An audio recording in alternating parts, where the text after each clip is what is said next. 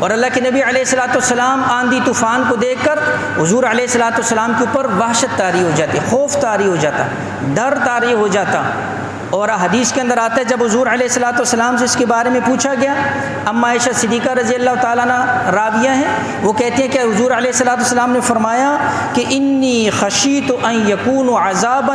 سلط علی امتی، فرمایا مجھے ڈر ہوتا ہے، مجھے خوف ہوتا ہے کہیں اللہ اس آندھی طوفان گرج چمک کے اندر میری امت کے اوپر کہیں اپنا عذاب نہ مسلط کر دے۔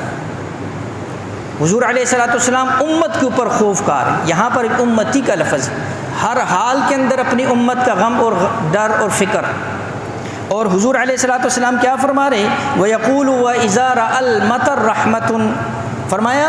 جب بارش برس جاتی حضور علیہ الصلوۃ والسلام خوش ہو جاتے اور فرماتے یہ اللہ کی رحمت ہے، یہ اللہ کی رحمت ہے۔ لہٰذا ایسے موقع کے اوپر میرے اور آپ کے لیے جو ہے نا جی حکم ہے، اس لیے دوسری روایت کے اندر جس کو امام بخاری نے نقل کیا، اس روایت کے اندر آتا ہے اللہ کے نبی علیہ الصلوۃ والسلام نے فرمایا یا عائشہ، اے عائشہ، ما یؤمننی ان یکون منہ عذاب قد عذب قوم بالریح، فرمایا مجھے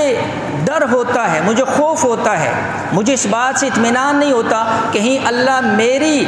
امت کے اوپر بھی ہوا کا عذاب نہ مسلط کر دے، جس طرح ایک قوم یعنی قوم عاد کے اوپر اللہ نے ہوا کا عذاب مسلط کیا تھا۔ اب یہ حکم ہے،